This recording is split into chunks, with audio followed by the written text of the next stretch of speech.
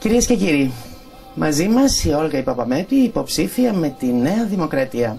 Ένα νέο πρόσωπο, ένα φρέσκο πρόσωπο. Κυρία Παπαμέτη, καλώς ορίσατε στο Χαλκιδική Focus. Καλώς σας βρήκα. Να με λες σε παρακαλώ, Όλγα. Γιατί αρκετά με τους τύπους και τους τίτλους τους βαρεθήκαμε. Λοιπόν, υποψήφια, γυναίκα, επιχειρηματίας, μητέρα. Πάρα πολλοί λόγοι που θα έπρεπε ίσως να αποτρέψουν την Όλγα από το αυτή την πολύ δύσκολη περίοδο να κατέβει, και μάλιστα με ένα από τα κόμματα που αυτή τη στιγμή ο κόσμος δείχνει μια οργή, αν θέλει, σε ένα θυμό υποψήφια. Παρ' όλα αυτά η Όλγα τόλμησε. Θέλω να ξέρω το σκεπτικό, και όχι μόνο εγώ, είναι και από τα ερωτήματα που έχουμε του κόσμου, γιατί τόλμησε σε αυτή την πολύ δύσκολη στιγμή. Πραγματικά είναι μια ερώτηση που την συναντώ κάθε μέρα. Καθημερινά λοιπόν με ρωτάει ο κόσμος γιατί τώρα. Πώς μπορεί ένας νέος άνθρωπος, πώς μπορεί μια γυναίκα να βοηθήσει να σταθεί στα πόδια του το πολιτικό σύστημα που έχει απαξιωθεί. Και εγώ θα απαντήσω ότι βεβαίως σαν νέα καταρχήν οφείλω να πάρω τη ζωή στα χέρια μου. Η γενιά μας πρέπει επιτέλους να ασχοληθεί, να πάρει το βάρος από τους παλαιότερους και την ευθύνη βεβαίως για να προχωρήσουμε μπροστά. Ως γυναίκα, εμείς οι γυναίκες είμαστε πάρα πολύ δημιουργικές. Εμείς οι γυναίκες έχουμε το ένστικτο της επιβίωσης, γεννάμε ιδέες, είμαστε ο στυλοβάτης της κοινωνίας. Γιατί λοιπόν απέχουμε από τα πολιτικά πράγματα του τόπου μας?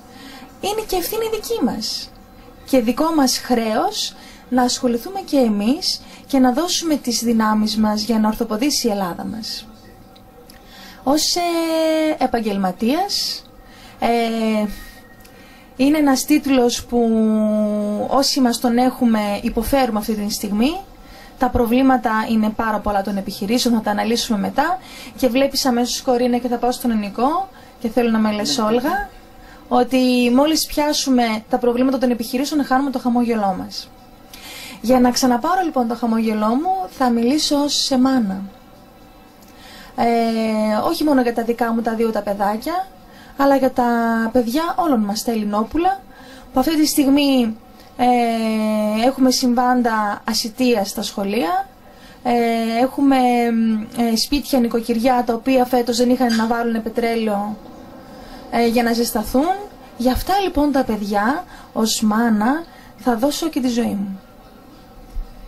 Εγώ θέλω να ρωτήσω, επειδή η αλήθεια είναι, φίλες και φίλοι, γνωρίζω αρκετά καλά την Όλγα την Παπαμέτη και από επαγγελματική ιδιότητα, μιας και είναι από τους ανθρώπους που έχει παίξει ρόλο στα τηλεοπτικά πράγματα του τόπου. Θέλω... Ναι. Λοιπόν, θέλω να μου πεις, αυτές τις ημέρες πραγματικά ο αγώνας είναι πολύς, ο δρόμος πολύς, τα χιλιόμετρα πολλά. Τι ακριβώς συμβαίνει όταν βρίσκεσαι μπροστά σε υποψηφίους? Βεβαίως σαν γυναίκα δεν δέχεσαι πάρα πολλά πειρά, γιατί είναι πιο ευγενικοί όλοι. Παρ' όλα αυτά όμως υπάρχουν και άνθρωποι που δεν καταλαβαίνουν, δεν θέλουν, δεν ξεχωρίζουν άνδρα ή γυναίκα, έχουν οργή. Όλα αυτά πώς τα αντιμετωπίζεις, Όλγα? Λοιπόν, η αλήθεια είναι ότι οι συνθήκες ευνοούν μία όμορφη γυναίκα, δίμετρη, ας το πούμε έτσι για να γελάσουμε κιόλας, όταν θα μπει μέσα στο καφενείο λοιπόν, αν μη τι άλλο κάνει εντύπωση. Και βεβαίως, όπως το είπες, οι άνθρωποι τους οποίους συναντάμε στα χωριά που πηγαίνουμε δεν έχουν να προσάψουν πολλά στους νέους ανθρώπους. Όμως η αλήθεια είναι ότι η οργή και ο θυμός είναι δύο συναισθήματα που τα έχουμε όλοι μας και είναι αδύνατον αυτή τη στιγμή να τα αποβάλουμε για κανέναν. Δικαίως τα έχουμε. Δικαιολογημένα έχουμε θυμό και οργή. Δικαιολογημένα νιώθουμε αγανάκτηση, δικαιολογημένα θα χτυπήσουμε το τραπέζι και θα πούμε ήρθες εδώ να ζητήσεις την ψήφο, τι έχεις να κάνεις? Γιατί μέχρι τώρα δεν έχει γίνει τίποτα. Όλα αυτά είναι δικαιολογημένα. Όλα αυτά θα τα χρησιμοποιήσουμε ως εργαλείο για να απαιτήσουμε πλέον την Ελλάδα που μας αξίζει και την Ελλάδα που χάσαμε. Παίρνω λοιπόν αφορμή από το χτύπημα στο τραπέζι και για το τι έχεις να κάνεις και να μου πεις, Όλγα, τι θα κάνεις αύριο αν είσαι βουλευτής και ακόμα εάν δεν είσαι. Το πρώτο πράγμα που θα κάνω αν θα είμαι αύριο βουλευτής είναι να κάνω τη δουλειά μου, τη δουλειά του βουλευτή ως δημοσίου λειτουργού. Δηλαδή να σηκώσει τα μανίκια ψηλά και αυτό που απαιτείται για την Ελλάδα μας και θα είναι δύσκολο να το κάνουμε. Το να ράβουμε κουστούμια, να ράβουμε ταγέρ και να λέμε ότι έχω μία θέση και τι ωραία, αυτό πρέπει να τελειώσει. Θέλει πάρα πολλή δουλειά και βεβαίως από την επομένη έχουμε πάρα πολλές προτάσεις οι οποίες έχουν υιοθετηθεί από το κόμμα της Νέας Δημοκρατίας, από το πρόγραμμά της. Το αμέσως επόμενο είναι καταρχήν η μείωση του ΦΠΑ, η οποία αύξησή του έχει οδηγήσει όλες τις επιχειρήσεις σε μαρασμό. Θεωρώ λοιπόν ότι άμεσα με την μείωση του ΦΠΑ και του ΦΠΑ εστίασης θα έχουμε ήδη μία πρώτη ανακούφιση. Η καταπολέμηση του παραμπορίου, αυτό το πράγμα που βλέπουμε, με τους οικονομικούς μετανάστες να πουλάνε τσαντάκια, ομπρέλες, αναπτήρες, οτιδήποτε, πρέπει να εξαφανιστεί οπωσδήποτε από την Χαλκιδική. Αυτό είναι δέσμευσή μου ότι θα κάνω τα αδύνατα δυνατά για να εξαφανιστεί, όχι να περιοριστεί. Άμεσα θα κοιτάξουμε το θέμα της παιδείας. Αυτό το πράγμα που έγινε και δεν είχαμε φέτος βιβλία είναι απαράδεκτο και έχουμε φτάσει σε ένα σημείο να μην ξέρουμε τελικά ποιος ευθύνεται. Διαφάνεια λοιπόν, διαφάνεια παντού, σε όλες τις συναλλαγές μας με το δημόσιο. Διαφάνεια στην δικαιοσύνη, διαφάνεια και στους πολιτικούς. Και οι πολιτικοί λοιπόν να λογοδοτούν τι έξοδα κάνουν και πού τα κάνουν. Πρέπει να καθαρίσει ο τόπος για να μας δοθεί η ευκαιρία να κάνουμε έργο. Αν δεν καθαρίσει ο τόπος, το να πιάσουμε μία θέση και να πούμε ότι γίναμε βουλευτές και να γεμίσει η τσέπη μας με τη βουλευτική αποζημίωση, δεν λέει τίποτα στον κόσμο.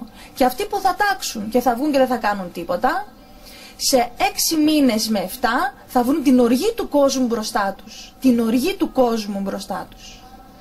Μου είπαν εχθές σε ένα καφενείο, Όλγα, άμα βγεις και δεν κάνεις αυτά που λέτε ότι θα κάνετε, δεν φοβάσαι ότι θα φας ξύλο?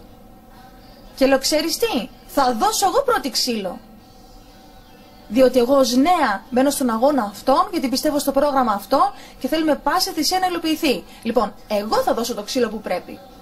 Είναι τόσο απλά και τόσο αληθινά τα πράγματα. Γι' αυτό πρέπει να μπουν νέοι άνθρωποι που δεν ξέρουν ούτε πώς να κλέψουν, που δεν έχουν την πρόθεση ή βλέψεις. Πλέον εδώ δεν βλέπουμε το μέλλον μας, της Ελλάδος μας.